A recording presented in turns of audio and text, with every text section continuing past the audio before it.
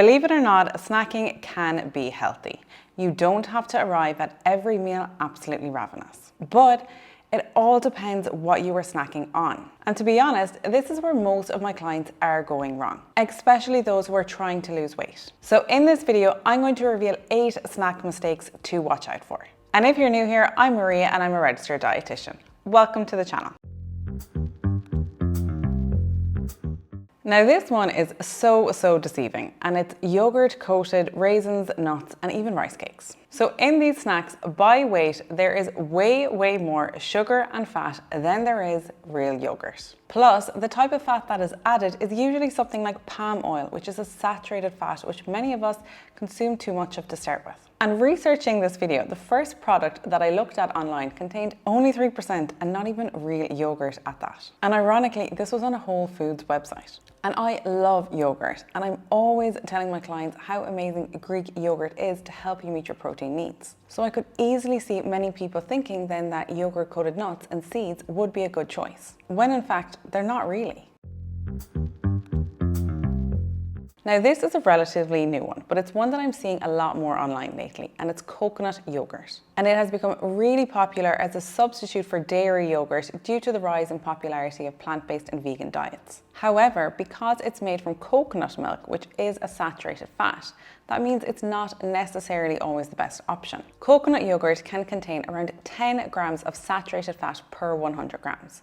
And that is much more than your regular full-fat Greek dairy yogurt, which is around 5 to 6% fat. It also has considerably way less protein, only around 1 gram per serving, in comparison to Greek yogurt providing around 10 grams of protein per serving. And protein, if you have seen any of my weight loss videos, you will know is really important for managing your weight. It helps keep us feeling fuller for longer, and it also helps us maintain our muscle mass. I have a full free protein guide if you're interested, which I'll leave linked in the description box below. So if you do really want to choose a dairy-free yogurt and it's the coconut flavor that you like, what I would recommend is that you choose a soy-based yogurt instead. And you can choose one with coconut flavoring. This way it will have a lot more protein from the soy milk, but with a touch of coconut milk added to give you that flavor that you want. I'm going to pause here and ask that if you're enjoying the video so far, I would really appreciate it if you hit the red subscribe button below. It really helps support my channel. And if you're looking for healthy, high protein recipe ideas, I'd recommend following me over on Instagram.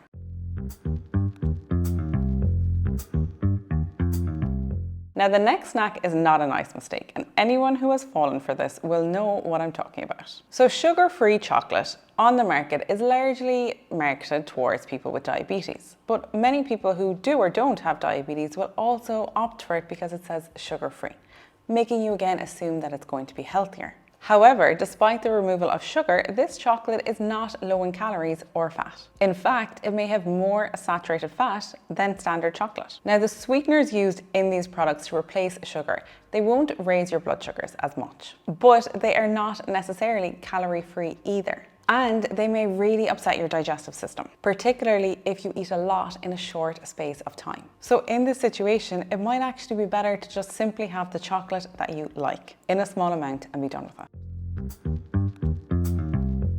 Now they might be made of vegetables like beetroot, carrot and parsnip, but vegetable chips will still be fried, making them high in fat and calories, as well as having plenty of salt added too. I've even seen broccoli chips pop up on the market these days. And this is one that I have fallen for too, because of course when it says something like chips made with broccoli, you are going to assume that it is healthier. And some of them might be slightly, but more often than not, they are in fact very similar. So in my opinion, if you're going to have chips, you might as well just have the ones that you particularly enjoy. And what I often see as well is when somebody does decide to have vegetable chips, they end up having way more of them because they think they are quote unquote being healthier because these chips are made from vegetables. And these broccoli chips that I saw, when I looked closer, they were in fact only 25% broccoli. And when I compared them to low-fat potato chips, the potato chips actually had less calories and more fiber. But if you hadn't read the nutrition label, of course you were going to think that the broccoli chips were the better choice. And this is where reading a nutrition label can be really helpful. If you'd like me to do a full video on how to read a nutrition label, let me know in the comments below. But often the best way of comparing is looking at the nutrition label per 100 grams and then taking the two products side by side. Don't compare by portion, as the portion sizes can sometimes vary. But this way you will be able to tell which one has less fat, less sodium, and maybe more fibre. Now, baked and air-popped crisps tend to be better, but again, it's really important to be mindful of your portion size. And sorry for any confusion here, they are called chips in the US, but in Ireland we usually call them crisps or Taytos. Let me know in the comments below what you call them. Now, my fiance came home with a big bag of mango chips the other day, which has inspired this point. And I had never had these before, and they are really delicious. But the point here is that although they are fruits with naturally occurring sugars, which I don't usually worry about, these types of snacks are highly concentrated, which leaves them with much fewer benefits than the whole fruit. And they also pack in a lot more calories than eating the whole fruit. For example, 1 cup of dried apricots has 300 calories, whereas 1 cup of sliced apricots comes in at only around 79 calories. So they have been shriveled up, they've lost all of the water, and they've concentrated all of the sweetness. So eating these, it can often be similar to the effect that eating a bag of candy or a bag of sweets would have on your blood sugar levels. So serving size is really important, and a serving is quite a small amount. But again, because we assume that they are healthier than candy because they are fruit, we can end up being a lot more liberal with our portion sizes because we think it doesn't matter as much. And when you think about it, when you eat fruit, you're eating one piece of fruit. But when you're eating dried fruit, you're eating multiple pieces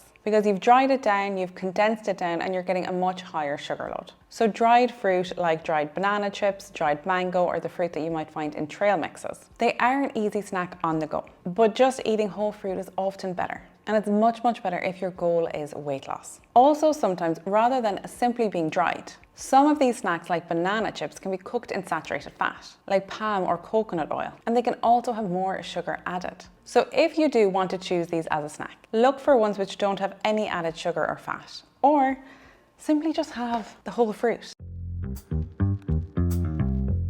Now, when I was in college, I used to always buy those 6-pack of rice cakes with the chocolate or the yogurt on top. I'll insert a picture here if you don't know what I'm talking about. But I thought it was a healthy choice. But I could easily have eaten almost all 6 in the pack and still not feel full. And that would be the equivalent of 2 chocolate bars, almost 500 calories. Now, a plain rice cake has around 30 calories, so you would think that it's not the worst choice. But really, they're just puffed air. They have very little nutrition. So although they are light, it's very easy to eat quite a few of them. I'm sure many people can relate to this. I find them to be a very deceiving snack because they are essentially low fibre crackers. Eating 3 of them would be around the same as having 1 slice of bread. But since they contain significantly less fibre, they are much less filling. Now, I'm not saying that you need to completely bin them, but when you do consume them, it's important to accompany them with something more nutritious, like peanut butter, cottage cheese, cream cheese, hummus, or some sliced meat. I don't really advise people to eat them on their own.